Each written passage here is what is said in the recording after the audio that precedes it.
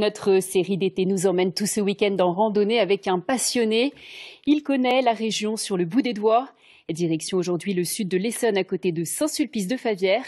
Un coup de cœur francilien signé Tania Watine, Bastien Moignou avec un montage de Brigitte Vidal.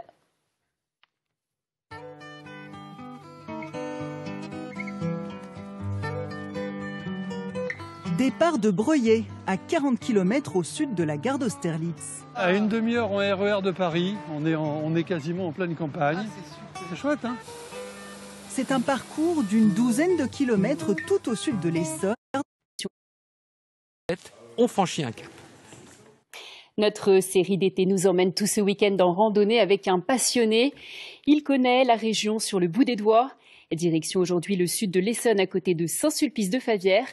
Un coup de cœur francilien signé Tania Watine, Bastien Moignou avec un montage de Brigitte Vidal.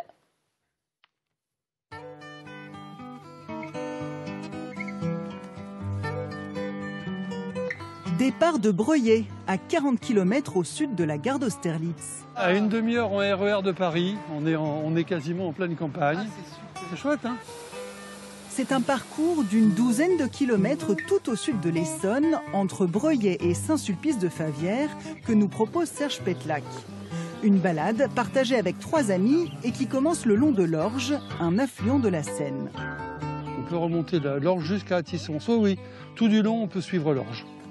On y va ? Retraité de la mairie de Paris, Serge connaît la région sur le bout des doigts. On est dans le Hurepoix. Le Hurepoix, ça englobe tout l'Essonne pratiquement. Et ça vient buter sur la Beauce. Ça fait plus de 40 ans que je fais de la randonnée maintenant, en tout cas de la grande balade.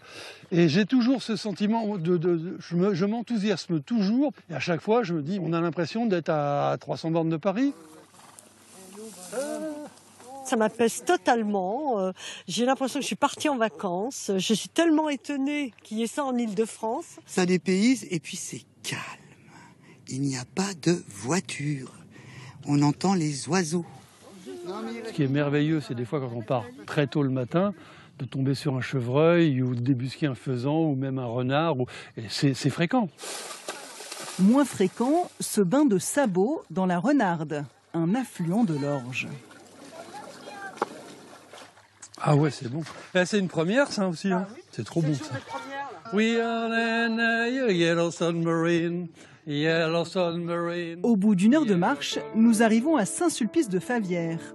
Coup de cœur de notre randonneur pour son église monumentale dans un village de 300 habitants.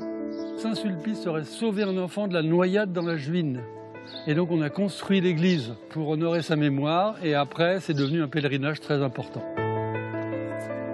C'est un village quasiment à hameau et on se retrouve avec une église qui a une taille de cathédrale. Il y a beaucoup de belles choses dans cette région, mais il y a des choses qui sont un cran au-dessus quand même. Pour répertorier toutes ces trouvailles, ce francilien heureux a créé un blog avec 8000 photos et petits textes sur toutes les communes d'Île-de-France. À Saint-Sulpice-de-Favières, le bâti l'a beaucoup séduit. On a l'impression d'être dans le Jura ou dans les Vosges ou il n'y a pas une maison neuve, tout est en pierre de taille, tout a beaucoup de caractère. Un caractère de Pinette des Landes pour finir cette balade dans l'Essonne. Demain, Serge nous fera découvrir des paysages inattendus en Seine-Saint-Denis.